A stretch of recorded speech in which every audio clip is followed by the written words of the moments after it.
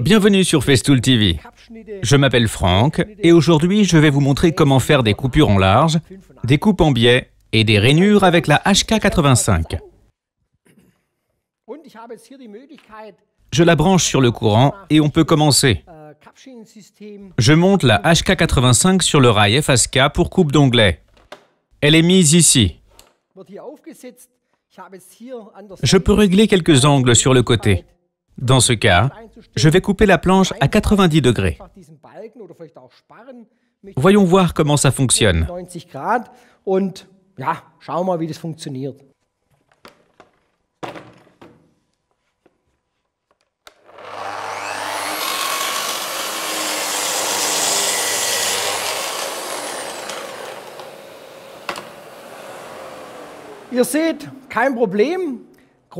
Comme vous le voyez, c'est vraiment très facile.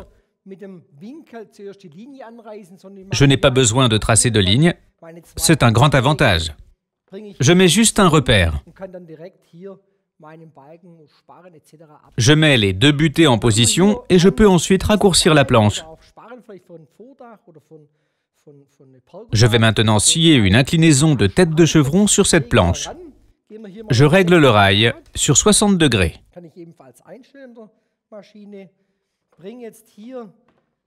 Je mets maintenant le rail en butée.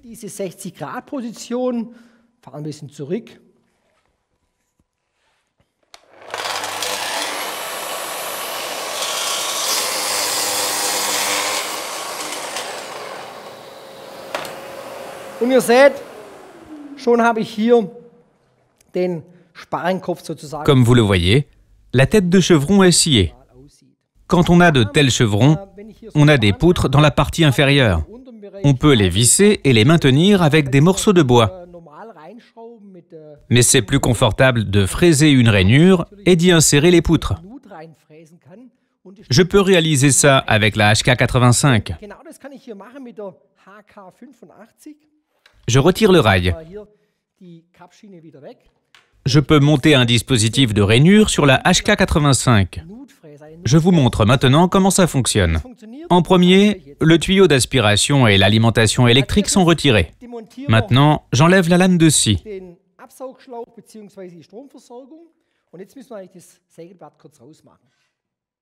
Je lève le levier fast fixe. Je retire la clé et je démonte la lame de scie.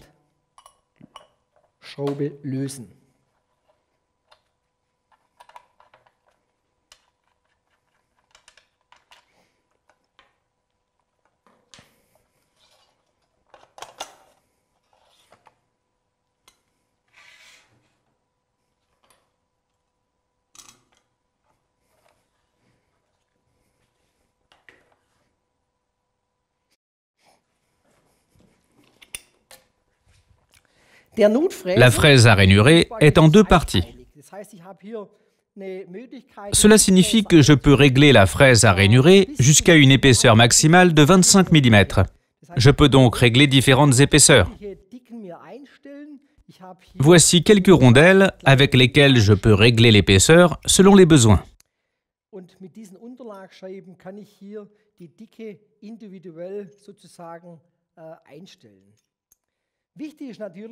Il est important, quand je retire une rondelle, de ne pas la mettre de côté, mais de la placer à l'extérieur de la fraise.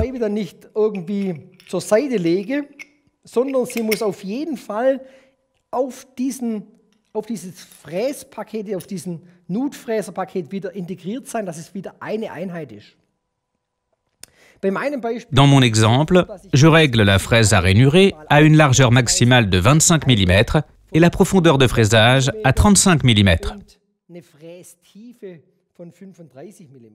Je vais vous montrer la puissance de la HK85. J'assemble ces deux pièces.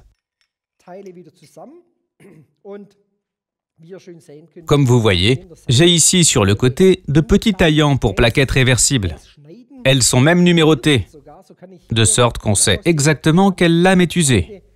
Avec ces petites vis, je peux desserrer les taillants et les pivoter.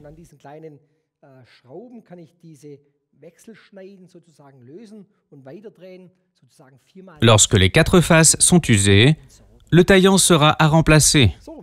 Je mets la fraise à rainurer de côté. Je retire encore le support de la lame de scie. Tout cela, bien sûr, sans outil. Je dois encore prendre quelques mesures de sécurité.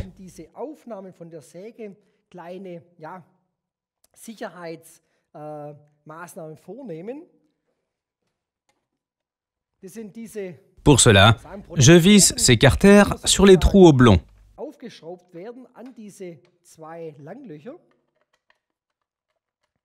Ils protègent l'utilisateur et la fraise afin qu'elle ne soit pas en contact avec un autre élément.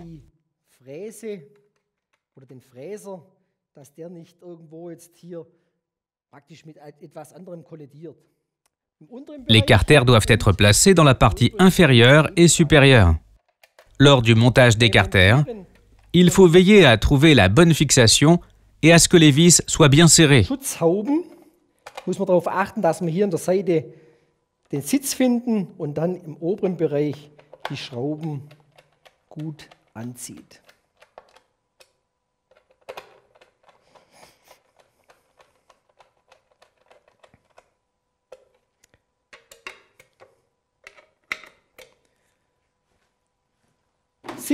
Le carter supérieur comporte une échelle graduée qui sert au réglage en hauteur de la fraise. Je peux voir que quand la machine est réglée sur 80 mm, la fraise plonge 30 mm dans le matériau. Cela me permet de travailler plus facilement. Je relève le carter inférieur. J'insère la fraise, qui trouve sa position correcte.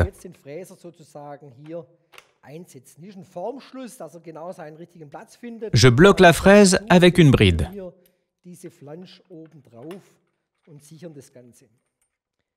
Et je fixe le tout avec une clé Allen.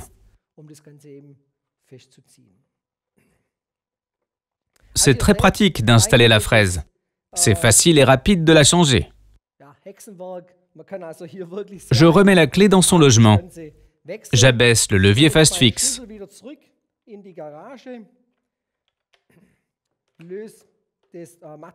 La machine est maintenant opérationnelle. Je la branche au courant et à l'aspiration. Maintenant, je peux fraiser une belle rainure dans la planche.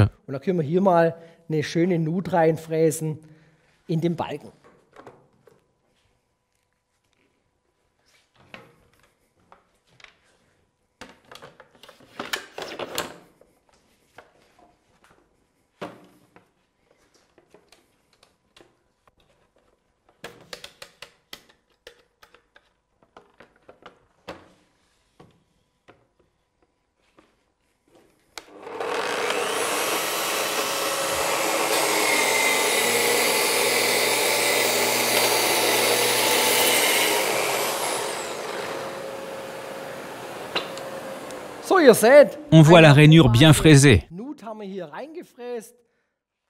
Elle est bien droite et à angle droit. Idéal, bien sûr, avec le rail de guidage FS.